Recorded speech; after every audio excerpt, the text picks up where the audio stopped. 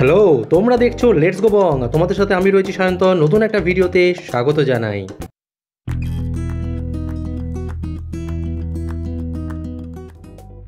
আজকে তোমাদেরকে নিয়ে যাব চুঁচুড়োর ঘড়ি মোড়ে অবস্থিত ব্যানার্জি কেবিনে, যেটা 70 বছরের পুরনো এই কেবিন।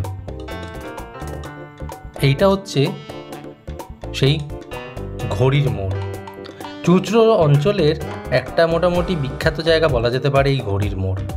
আর ঘড়ির মোড়ের ঠিক একদম উল্টো দিকেই হচ্ছে ব্যানার্জি কেবিন। আমরা এখন ব্যানার্জি কেবিনের সামনে দাঁড়িয়ে আছি।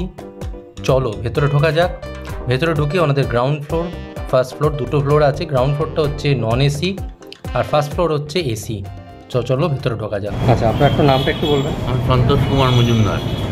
আচ্ছা, আর এখানকার এটা কতদিনের পুরনো? 70 বছর।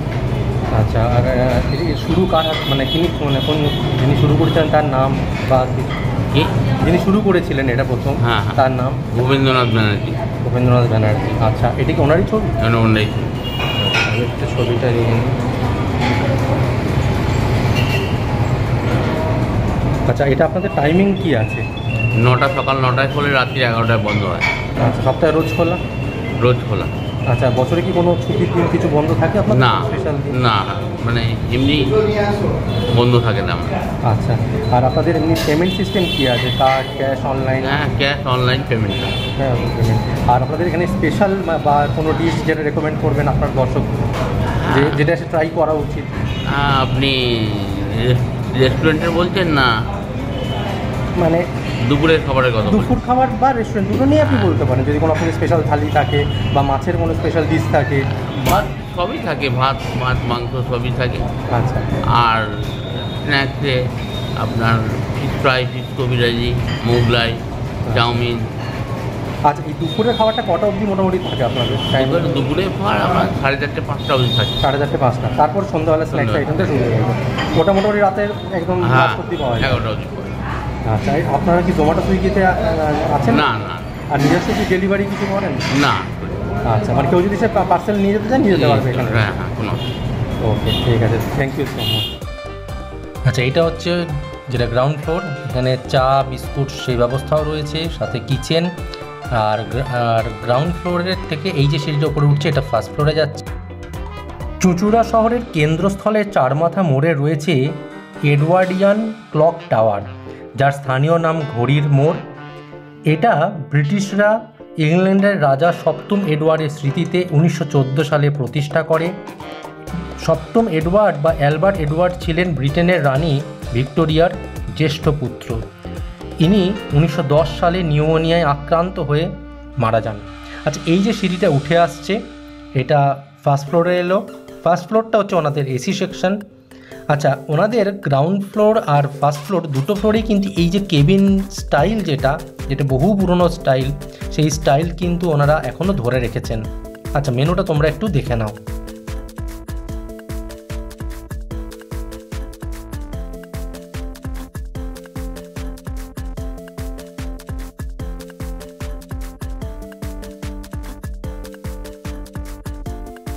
আচ্ছা, আমাদের খাবার এসে গেছে।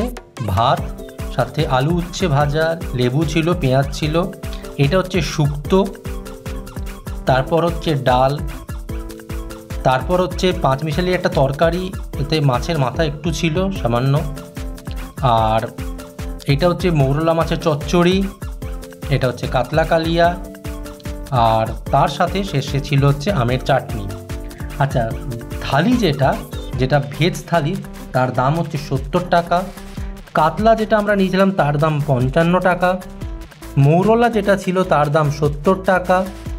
এক্সট্রা ভাত যেটা নিয়েছিলাম তার দাম 10 টাকা।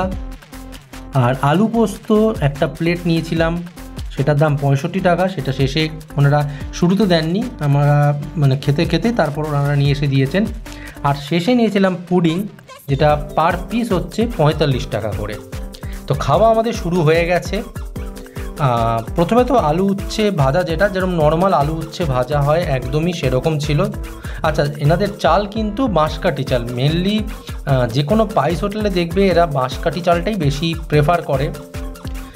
আর তো আলু উচ্ছে ভাজা দিয়ে খেতে বেশ মন্দ লাগেনি, কেন বাড়িতে নর্মাল আমরা অনেকেই আলু উচ্ছে ভাজাটা খাই, ঠিক সেরকমই, আলাদা করে কোনো স্পেশাল বা কোনো মেনশন করার মতন কিছু জিনিস এক্সট্রা ছিল না আলু উচ্ছে ভাজাতে।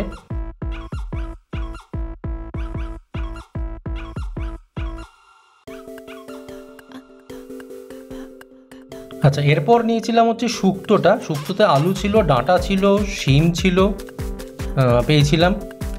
তো শুক্তোটা মোটামুটি খারাপ লাগেনি, টেস্ট ওয়াইজ মানে ভালোই লেগেছে শুক্তোটা খেতে, খারাপ না। আর হ্যাঁ, একটু উচ্ছেও পেয়েছি শুক্তোর মধ্যে, তো শুক্তোর ওভারঅল টেস্ট ভালো লেগেছে, খারাপ না।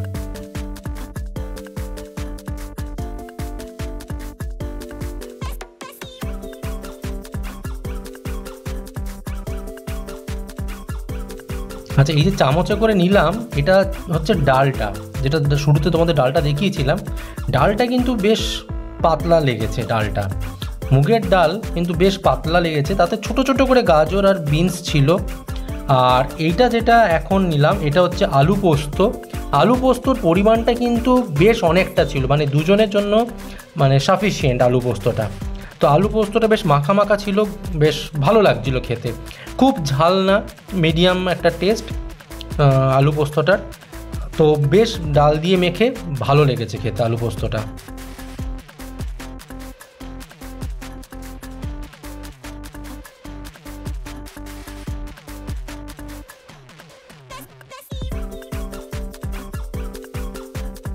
আচ্ছা, এবার যেটা নিচ্ছি সেটা হচ্ছে মৌরলা মাছের চচ্চড়ি একটু নিচ্ছি।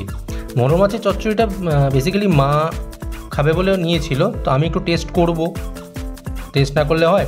মৌরলা মাছ এমনি বেশ ভালো লাগে, তো মৌরলা মাছের চচ্চড়িটা একটু নিয়েছিলাম। ঝোলটা টেস্ট করলাম, ঝোলটা কিন্তু হালকা একটা ঝাল ভাব আছে।